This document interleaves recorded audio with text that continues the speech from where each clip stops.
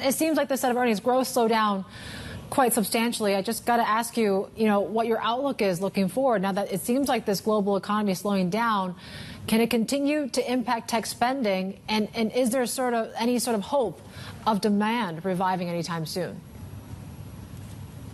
I think the customers across the globe, they're concerned about the macroeconomic uncertainties and the geopolitical risks, which clearly place in their mind to take some of those short-term projects, which are typically added to the kitty, number one.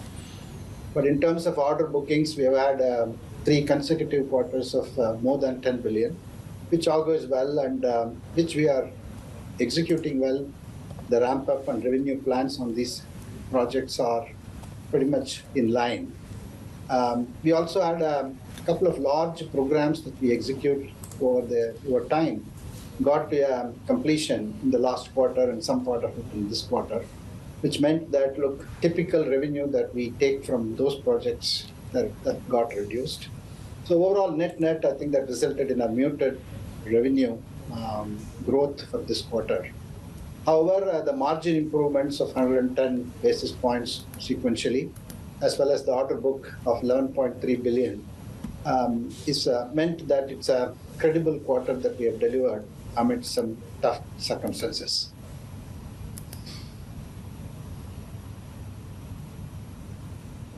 Explain how come we're seeing a reasonable rise in the order book, given the global environment you've spoken of, but that's not necessarily translating into revenue growth? As I said, that those projects are translating into revenue growth, Menaka. But then customers do take short-term calls on every quarter based on for example, this quarter I want to take these projects.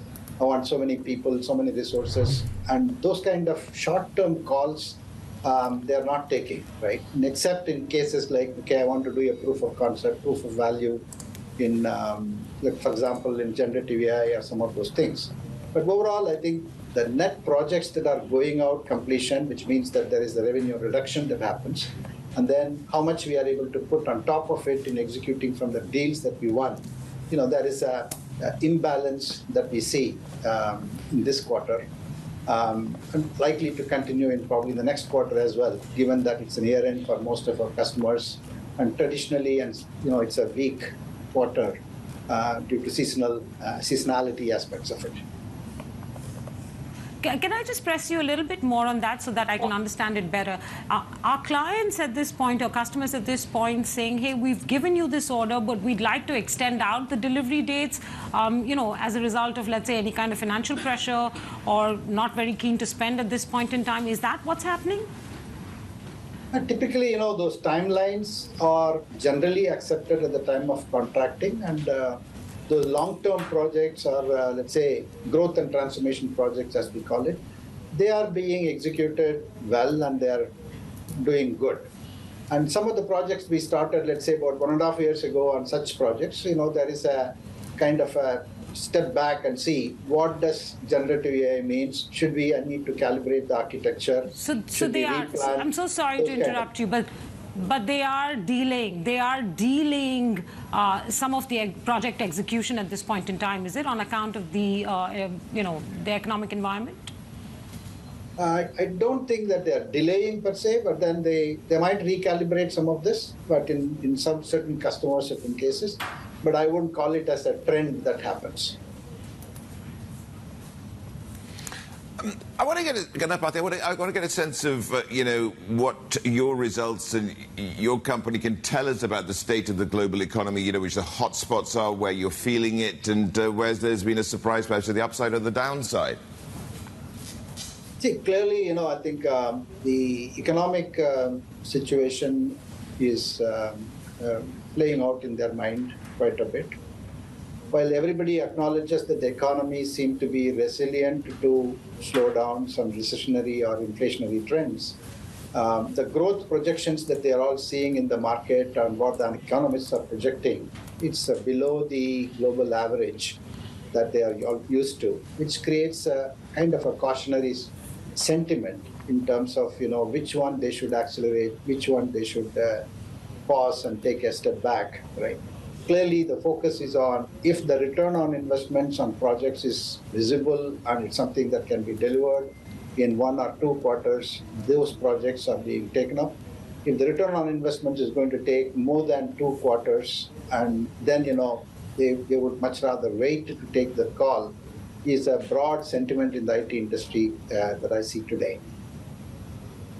Ganapathy, how's your business in U.S., your biggest market here right now? This is an economy where inflation, interest rates are continuing to be high. Are you seeing continual pricing pressures now in that market? I would say the pricing is somewhat stable, and there are strategic calls that we take sometime on some of those projects, but especially in new technologies and aspects related to, for example, the rip and replace programs and things like that. But overall, I think, the demand environment is under pressure in the U.S. market. In this quarter, we have signed about $4 billion worth of deals in the North America, which is a tad low than what we normally used to do on a quarter-on-quarter basis. As I said, the demand is there, but then return on investment on projects need to be within the next 1 or 2 quarters. Only then that those projects are being taken up. Otherwise, they are being taken a pause. What about Europe? And I think the UK was a surprise last time we talked here, Ganapathy.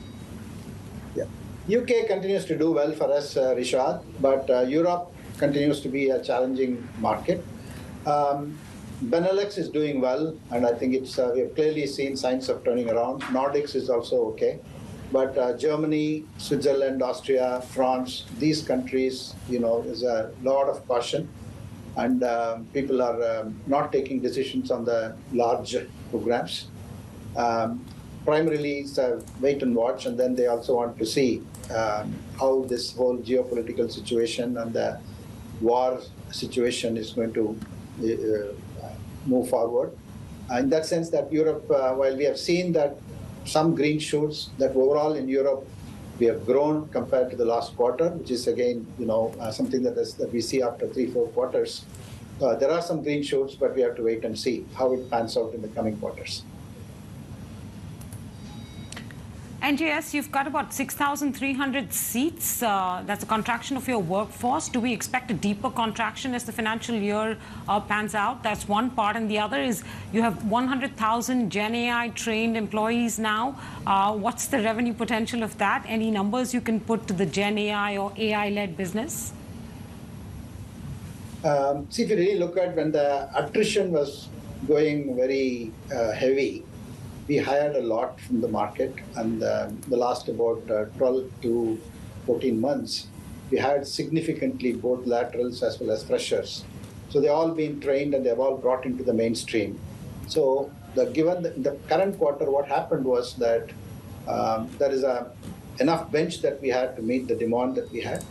We continued to hire laterals that has been needed in the marketplace, but then the number of people who left us versus the number of people whom we had. Will you be, sorry, NGS, again, sorry to interrupt, will you be cutting the workforce further in terms of, hiring less than attrition in the next few quarters? We have not cut workforce. It's just natural people who chose to leave TCS, they left, and we have chosen not to replace them. That's the way that we look at it. We continue to hire in the marketplace. We continue to add freshers talent from the universities abroad. All those programs are as per our plans.